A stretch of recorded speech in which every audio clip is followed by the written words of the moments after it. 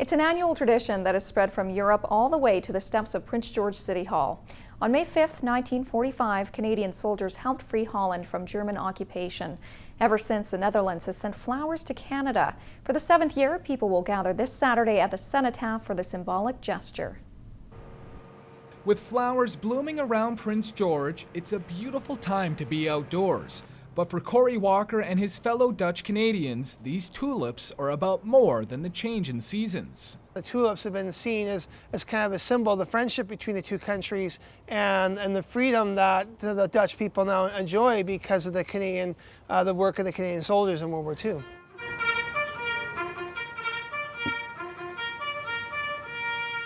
These grand celebrations marked Victory in Europe Day earlier this month.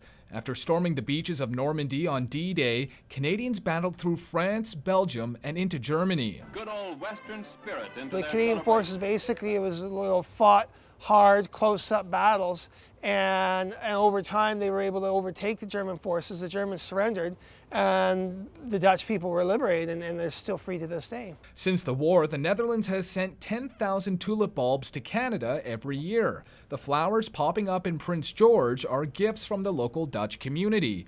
They remind Walker of his grandparents who immigrated to Canada after the war. Well, I heard a lot of the stories of the brutality that they witnessed during the Second World War, and I also hear all the time how they were so proud to come to Canada because of the role the Canadian soldiers played in giving them back their freedom at the end of the Second World War. A lot of the people there, they survived, they ate tulips, and that was part of their main diet at that time. So you can imagine that as Canadians, if we had to start eating dandelions and such, it would be very encouraging, but these people gave so much and they suffered a lot. Fewer and fewer veterans from the Second World War are able to visit the Prince George Legion. But Bruce Gabriel says Holland's kind gesture resonates with servicemen and women regardless of when they represented their country. People give their life and limb for these other countries, and as well as probably at certain times if they hadn't gone, this worldwide would have been right on their doorstep, obviously, and but they willingly, these young men gave so much to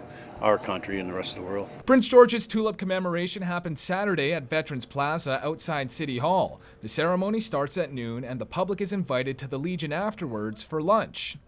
For Corey Walker, the flowers are a constant reminder of the hardships his family faced and the reason why he's in Canada today. Ryan Kessler, CKPG News.